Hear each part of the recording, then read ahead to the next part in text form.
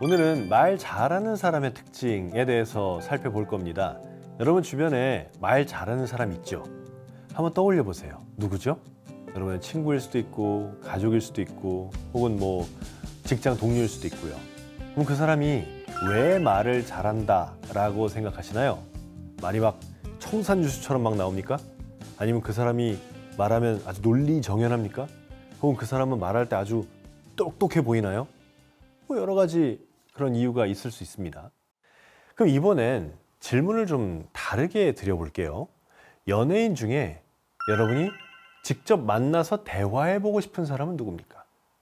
이렇게 말을 잘한다고 생각하는 사람 중에 야, 이 사람이라면 꼭 한번 커피라도 한잔하면서 얘기하고 싶다 라는 생각이 드는 사람은 누군가요? 아까 여러분이 생각했던 말 잘하는 연예인이라고 생각한 그 사람과 같은 사람인가요? 아닐 가능성이 훨씬 높습니다. 그만큼 우리는 우리 머릿속에서 말을 잘한다라고 생각하는 사람과 내가 만나서 대화하고 싶다라고 생각하는 사람이 다르기 때문입니다. 기준도 다르고요.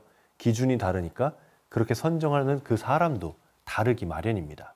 그럼 여러분은 여러분의 주변 사람에게 말 잘하는 사람이라는 인정을 받고 싶으신가요? 아니면 만나서 얘기하고 싶은 사람이라는 인정을 받고 싶으신가요?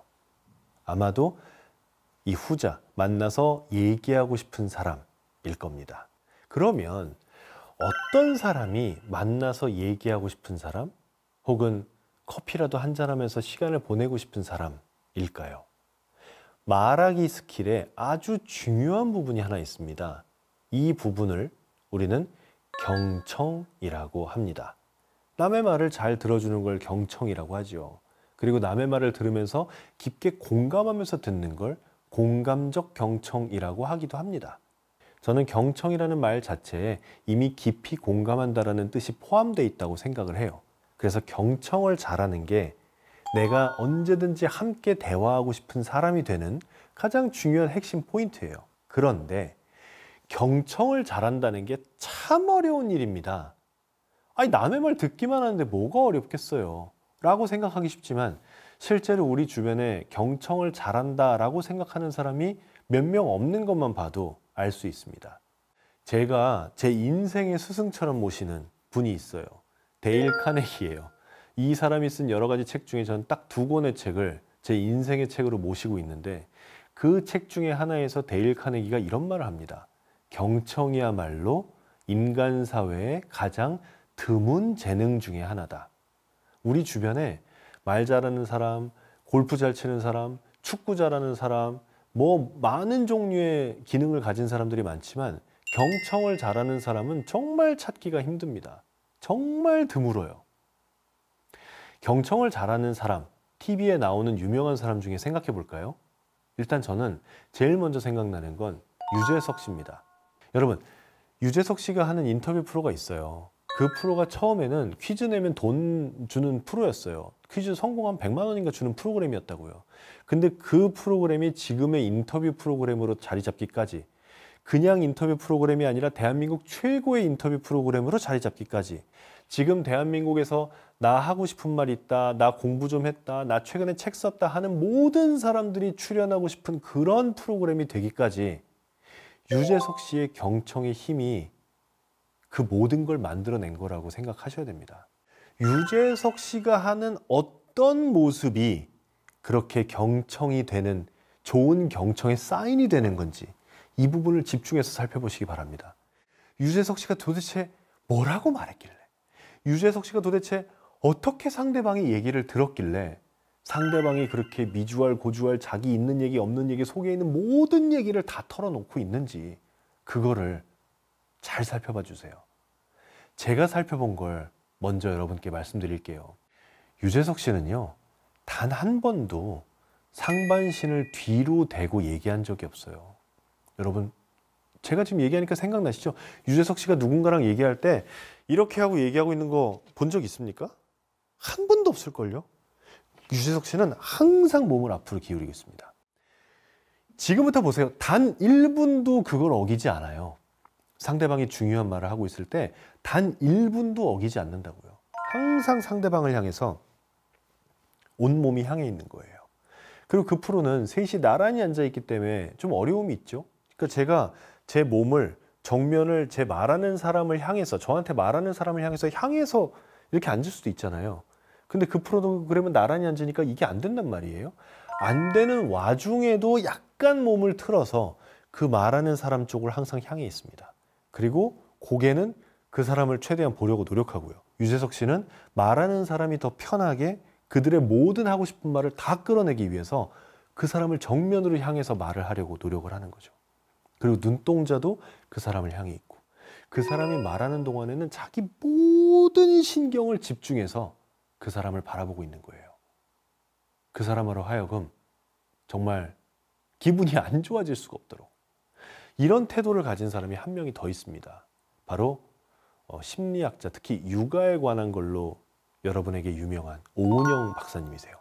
오은영 박사님도 이제부터 한번 보세요. 오은영 박사님도 거의 1분의 예외가 없어요. 항상 말하는 사람을 정면으로 향해 줍니다. 그분은 아예 몸을 돌리세요. 몸을 돌려서 아예 정면으로 그분을 향해 주고, 눈은 항상 그 사람을 바라보고 있고요. 그리고 그 사람으로 하여금 더 편하게 말할 수 있도록 약간의 미소를 머금고 있습니다. 그리고 말이 따뜻하잖아요. 유재석, 오은영 둘 다 말이 따뜻해요. 상대방이 어떤 말을 해도 그 말에 대해서 공감하는 말, 그 말에 대해서 그렇군요, 이해합니다, 아 그런 포인트가 있었네요, 저는 미처 몰랐습니다, 이런 식으로 항상 상대방을 이해하고 공감하는 말을 합니다. 그리고 그게 말뿐이 아니라 눈, 얼굴 표정, 몸 방향, 이 몸의 자세 모든 부분에서 나타나는 거죠. 이렇기 때문에 사람들은 아, 지금 이 사람이 내 말을 정말 깊게 들어주고 있구나, 이 사람이라면 내 말을 100% 이해하겠구나 라는 마음을 가지고 자신이 알고 있는 모든 얘기를 다 털어놓게 되는 겁니다. 이게 바로 경청의 힘입니다. 경청을 잘하기 때문에 우리는 유재석이라는 사람을 만난다면 커피 한 잔이 하고 싶고, 오은영 박사님을 만난다면 내 고민을 털어놓고 싶고, 그런 마음이 드는 거예요. 여러분이야말로 주변 친구들로 하여금 나 쟤랑 있을 때 너무 즐거워, 쟤하고 커피 한잔 하고 싶다, 밥 먹고 싶다 라는 마음이 들게 하는 그런 사람이 되고 싶다면요, 지금이라도 정말 진실한 경청, 공감된 경청을 하도록 여러분의 몸과 마음과 태도를 한번 바꿔보세요. 그리고 이렇게 노력하면 실제로 효과가 있습니다. 제가 이런 걸 많이 생각하던 어느 날 한 친구랑 카페에 갔어요. 그리고 그날 저는 좀 그런 생각을 좀 했습니다. 내가 요새 경청에 대해서 생각을 많이 하고 있는데 이번에 집중해서 한번 그걸 해보자. 그래서 그날 그 친구한테 제가 할 수 있는 최대한의 경청, 제가 유재석, 오은영을 보고 배웠던 모든 것들을 한번 적용을 해봤어요. 그랬더니 그날 우리 헤어질 때 그 친구가 저한테 그런 얘기를 하더라고요. 나 오늘 정말 기분 좋았어. 정말 네가 내가 생각하는 모든 걸 다 들어준 기분이야 라는 얘기를 하더라고요. 여러분 주변 사람들로부터 이러한 변화를 보게 되실 거예요. 그리고 그 변화를 직접 볼 때 그 느낌은 정말 짜릿합니다. 그리고 대화하고 싶은 사람이 되는 한 가지 작은 팁이 더 있어요. 이건 꼭 말씀드리고 싶어요. 사람은 누구나 만나서 얘기하면 얘기가 참 의견이 다를 때가 많습니다. 특히 뭐 친한 친구가 됐건 아주 가깝게 지내는 직장 동료, 심지어 가족까지도 어떤 정치적인 견해나 종교적인 견해가 달라서 얘기하다 싸울 때가 있습니다. 근데 그럴 때 항상 상대방이 나와는 전혀 다른, 내가 용납하기 정말 힘든, 내 생각에는 말도 안 되는 틀린 그런 얘기를 할 때 여러분 무조건 첫 마디는 이렇게 받으세요. 아, 너는 그렇게 생각하는구나. 반드시. 이거 어렵습니다. 저놈 자식이 말도 안 되는 저런 소리를 하고 있네 라고 생각하면서 아, 너는 그렇게 생각하는구나 라고 말하는 거 쉬운 일 아니에요. 노력해야 돼요. 열심히 연습해야 되고, 내 허벅지를 내 주먹으로 내리치고 송곳으로 찌르면서 참아야 됩니다. 야, 말도 안 되는 소리 하고 있어. 야, 틀렸어. 너 어디 그런 놈을 지지하니? 이런 말이 입에 나오고 싶어요. 여기까지 나왔다니까요. 근데 그 말을 참아야 돼요. 무릎을 내려치고 허벅지를 송곳으로 찍고 막 저 꼬집으면서 그 말을 참아야 돼요. 그 말을 참고 이렇게 말하라고요. 아, 너는 그렇게 생각하는구나. 제발요. 꼭 이렇게 해보십시오.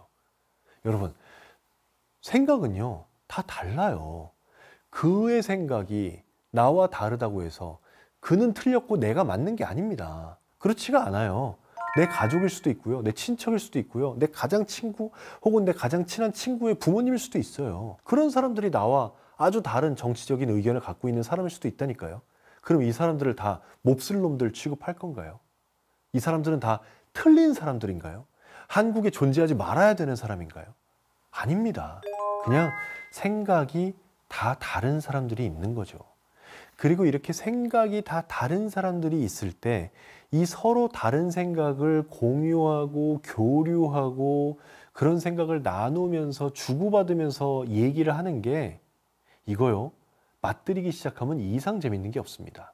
여러분 오늘부터라도 이상한 의견에 대해서 너는 그렇게 생각하는구나 라고 대답하시고 서로 다른 의견을 교환하는 데서 오는 진짜 큰 즐거움, 대화의 즐거움을 꼭 맛보시기 바랍니다.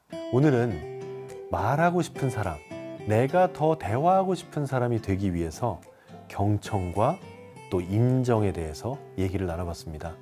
이게 마음만 바꿔먹으면 정말 쉬운 일인데 그 마음을 바꿔먹는 게 쉽지는 않을 겁니다. 그래도 오늘 저와 함께 이렇게 얘기한 여러분은 하실 수 있을 거예요. 힘내시고요. 꼭 해보세요.